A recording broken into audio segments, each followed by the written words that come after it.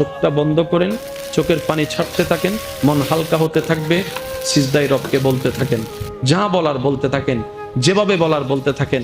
মনে রাখবেন আপনার সেই মনের বেতার ভাষা হতে পারে আপনার রক্ত বুঝবে না, আপনার ভালোবাসার মানুষ বুঝবে না, আপনার প্রিয় মানুষ বুঝবে না, কিন্তু আপনি যেভাবেই বলেন না কেন আপনার প্রত্যেকটা শব্দ আপনার রব্বুল আলামিন বুঝবেই বুঝবে। সুবহানাল্লাহ। আপনি যখন ওনাকে দুঃখের কথা বলবেন, উনি আপনার দুঃখটাকে হালকা করে দিবে। সে দুঃখের খবর প্রকাশ করে আপনাকে কখনো বেইজ্জত করবে না। আর আপনি যখন সুখের খবর পেয়ে রবের দরবারে সিজদায় চলে যাবেন, তখন আল্লাহ তাআলা খুশি হয়ে আপনার সুখটাকে আরো বাড়ায় দিবে। লা ইন শাকারতুম লা আযীদান্নাকুম, আয়াতের উপর আমল হয়ে যাবে। আপনি শুকরিয়া করতে থাকবেন, সুখটাকে বাড়তে থাকবেন, সুখের কথা বলতে থাকবেন। রব্বুল আলামিন দেখে দেখে আপনার সুখও বাড়ায় দিবে, শান্তিও বাড়ায় দিবে। বলেন না সুবহানাল্লাহ।